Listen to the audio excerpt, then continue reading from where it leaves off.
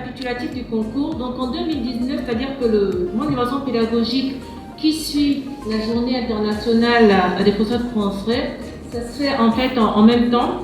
Et en 2019, nous avons comme pour la journée internationale réalisé le concours sur la thématique qui avait été retenue pour la journée internationale des professeurs français. Il faut rappeler que pour chaque édition, il y a une thématique qui est envoyée par la Fédération internationale des professeurs français. Donc en 2019, la thématique c'était innovation et créativité. En 2020, nous avons eu un nouveau lien, nouvelle pratique, projet pour demain. Et puis 2021, nous avons Covid-19 et après.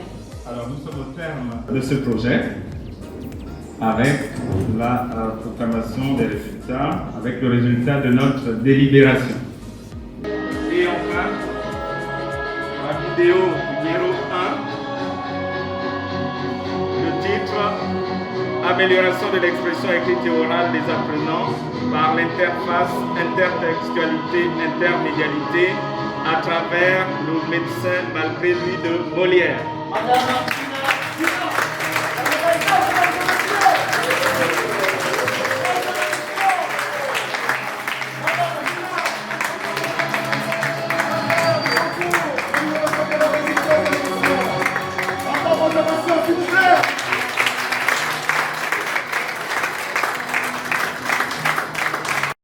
Je suis Mireille Essono Eban, didacticienne du français, présidente de l'Association des professionnels en sciences et éducation du Gabon et responsable de la zone Afrique centrale de la FIPF.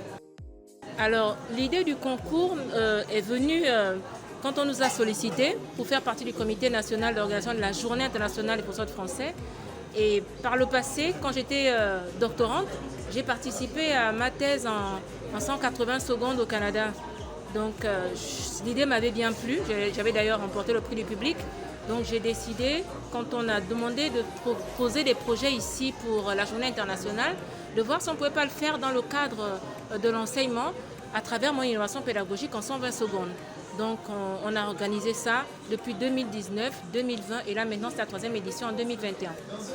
Déjà quand on apprend, il ne faut pas rester sur, comme sur des acquis. Il faut être un enseignant qui à chaque fois se reconstruit, qui se renouvelle. Donc il faut innover dans son enseignement pour toujours motiver les apprenants. Donc je me suis dit, depuis quelques années, on a comme l'impression qu'il y a une forme de lourdeur, surtout dans ma discipline qui est le français. Les enfants ne veulent plus lire, il y a beaucoup de fautes, par exemple en orthographe, la formation est quelque peu tronquée.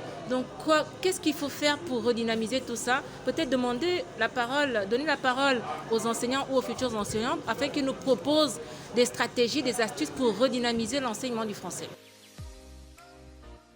Vous avez vu et vous pouvez regarder sur les propositions faites, à part le fait qu'ils utilisent la vidéo, tous ne demandent pas de recourir à un outil révolutionnaire qui a vu le jour depuis l'apparition de la Covid ou bien avec les outils numériques.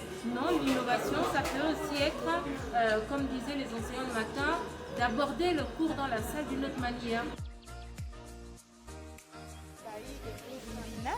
Mon innovation pédagogique portait sur l'interface, intertextualité, intermédialité à travers le médecin malgré lui de Molière.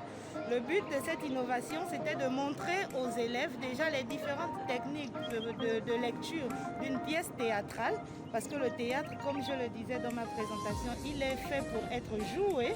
Et compte tenu des heures de cours qui sont parfois réduites, on n'a pas souvent la possibilité en situation classe de faire des cercles de lecture avec les apprenants. Donc ma méthode consiste à leur demander d'aller suivre le film du médecin malgré lui disponible sur les plateformes audiovisuelles telles que YouTube et après de relire l'œuvre en imitant les prises de parole des personnages parce que enfin ils seront évalués en classe dans le cadre d'une expression orale. Cette idée m'est venue par rapport au contexte dans lequel nous nous trouvons, celui de la Covid-19, qui a malheureusement réduit les heures de cours et donc il fallait trouver des stratégies pour pouvoir développer l'expression orale des apprenants.